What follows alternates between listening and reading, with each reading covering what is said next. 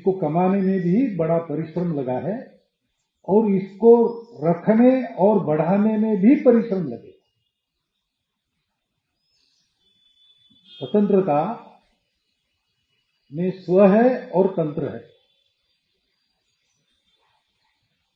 स्व के आधार पर तंत्र चलता है तब स्वतंत्रता आती है। भारत एक वैशिष्ट्यपूर्ण देश है। वो दुनिया में सुख शांति लाने के लिए जीता है, दुनिया को धर्म देने के लिए जीता है। इसलिए हमारे राष्ट्र ध्वज पर केंद्र में धर्म चक्र है। ये धर्म सबको साथ लेकर, सबको जोड़कर, सबको उन्नत करता है।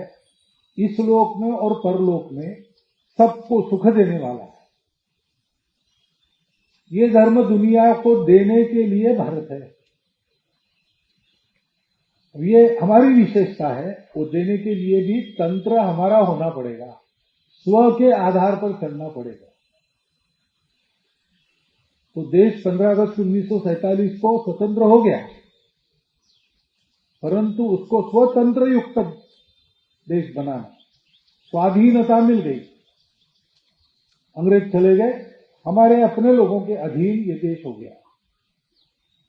हम इस देश का तंत्र चलाने वालों को हर 5 साल के बाद निर्वाचित करते थे, वो हमारे अपने लोग। हम अपना राज्य चला रहे, हम अपना कारोबार चला रहे, हम स्वाधीन हो गए। लेकिन जिस कारण से स्वाधीन हुए, अपने देश में सबको सुख, स्थैर्य, सुरक्षा, शांति, प्रतिष्ठा मिले। और विश्व जो आज लड़खड़ा रहा है, आज की दुनिया की समस्याओं को देखकर 2000 वर्षों तक अनेक प्रयोग करके भी उसको समस्याओं के निदान मिले नहीं है। उस विश्व को अपनी दृष्टि के आधार पर, धर्म दृष्टि के आधार पर नई सुख शांति युक्त दुनिया बनाने वाला उपाय देना, ये कर्तव्य हम स्वयं बने और विश्व को बनाएं। इस प्रकार का एक टास्क हमारे स्वतंत्र देश के सामने है। उसके लिए हम सबको वैसा ही परिश्रम, वैसा ही त्याग और वैसा ही बलिदान करना पड़ेगा, जैसा इस स्वतंत्रता को हमको प्राप्त कराने के लिए हमारे पूर्वजों ने किया। 3 पीढ़ी तक सतत प्रयास किया। अनुकूलता जब आएगी तब काम होगा, अभी नहीं है अनुकूलता, यह जानकर भी सतत प्रयास के द्वारा ये भावना जनमानस में जागृत रखी। वैसा ही हमको परिस्थिति का विचार किए बिना हमारे देश का स्थैर्य, सुख, शांति, एकता, सबको सम्मान, सबको प्रतिष्ठा, इसके साथ साथ विश्व में कलह मुक्ति, विश्व में पर्यावरण समस्या आदि आदि बातों का निदान करके नई सुखी सुंदर दुनिया बनाने वाला विश्व गुरु भारत खड़ा करना है। इस अपने कर्तव्य का स्मरण आज हम सब लोग करें। झंडा वंदन हमने किया है, त्याग का, कर्मशीलता का, ज्ञान का रंग उसके शिरोभाग में है, केसरिया भगवा।